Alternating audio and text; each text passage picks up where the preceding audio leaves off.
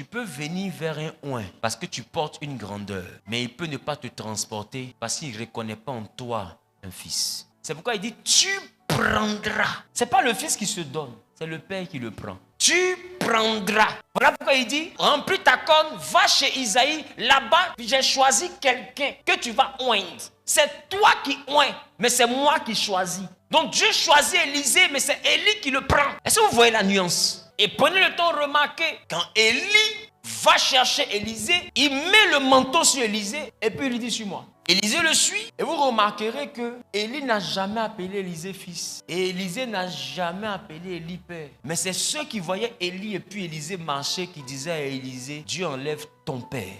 Mais lui-même n'a jamais appelé Élie père. Parce qu'Élisée était prophète. Élie aussi était prophète. Et la Bible dit qu'il était chauve. Et quand les enfants l'ont vu, les enfants étaient en train de dire vieux chauve.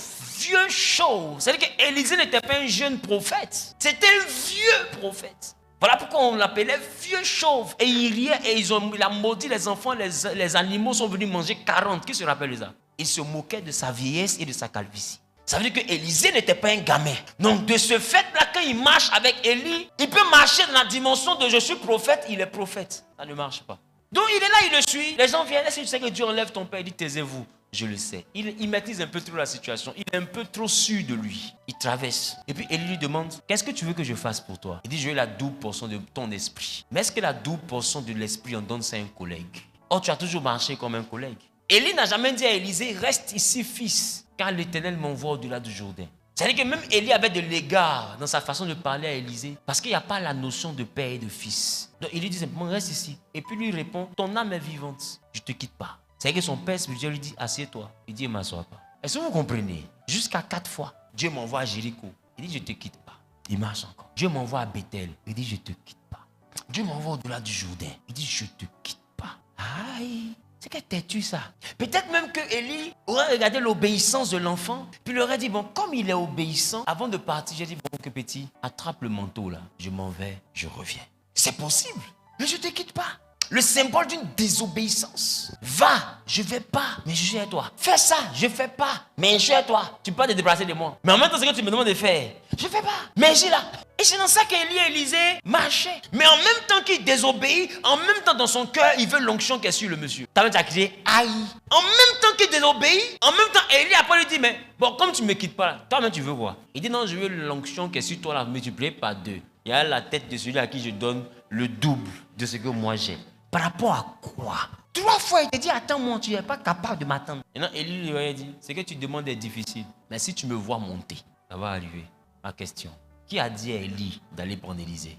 Est-ce que Dieu a dit à Élie, va prendre Élisée à ta place? Quand tu montes, tu lui donnes. Dieu a dit quoi? Prends-le à ta place. Parce que Élie savait que Dieu allait l'enlever. Donc normalement, il devait avoir une rencontre, un transfert, et puis je m'en vais. Mais jusqu'à la dernière seconde, Élie n'était pas prêt pour le transfert. Et c'est quand Élie est monté sur le char et que le tourbillon a commencé à le faire partir. C'est là qu'Élisée a fait tomber son orgueil. Parce qu'il a vu qu'il est en train de rater sa vie. Il s'est rappelé qu'il était un vieux prophète. Mais il était un prophète qui n'avait aucune célébrité. Il était un prophète qui marchait derrière des bœufs. Ce n'est pas parce que tu es prophète que tu seras grand. Mais la proximité avec un grand ne te fait pas grandir.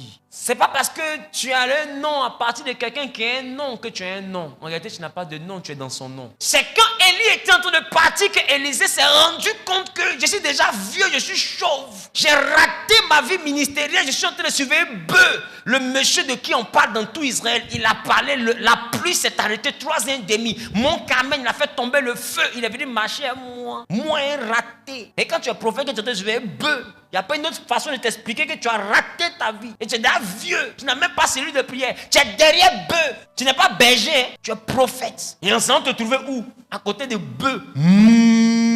Depuis quand Pierre est dans poche, tu fais quoi là-bas à l'onction? Et Dieu prend une élite qu'il envoie dans ton échec, qui jette le manteau sur toi. Et il te dit, fais ça. Je ne fais pas. Et tu veux quoi? Je veux ton onction. Attends.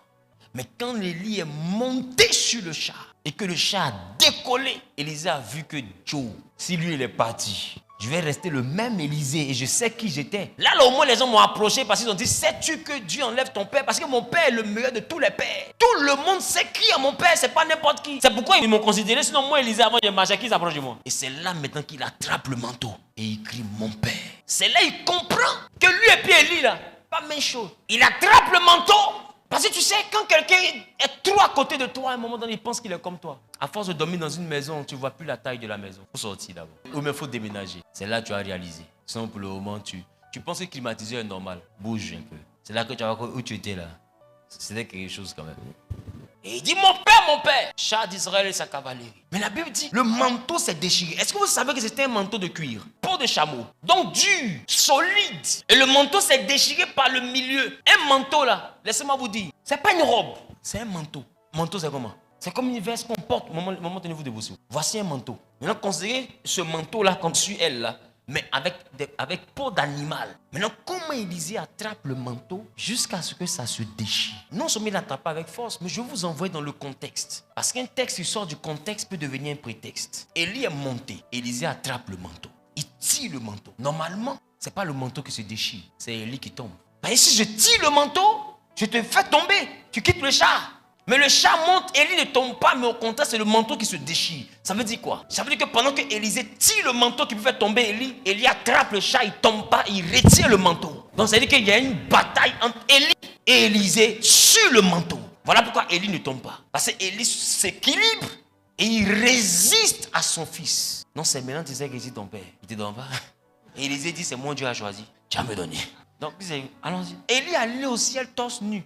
Ça dit, mais oui, si moitié de ton habit est déchiré, c'est dit que tu es arrivé comment? Il est arrivé à torse nu. Il sait qu'Abraham a demandé à lui, mais Joe, il y a quoi? Il dit, petit, il a failli me dire là-bas. C'est Dieu qui m'a sauvé, sinon il allait venir sans caleçon ici, un champion. Moi, il est fier qu'on va. Il arrive au ciel, on a le bâton de Moïse devant Moïse. Aïe, il dit, qu'est-ce qu'il y a? Il dit, Joe, ton affaire là, c'est trop compliqué. Il y a un fils spirituel là qui m'a mis dans un mouvement bizarre.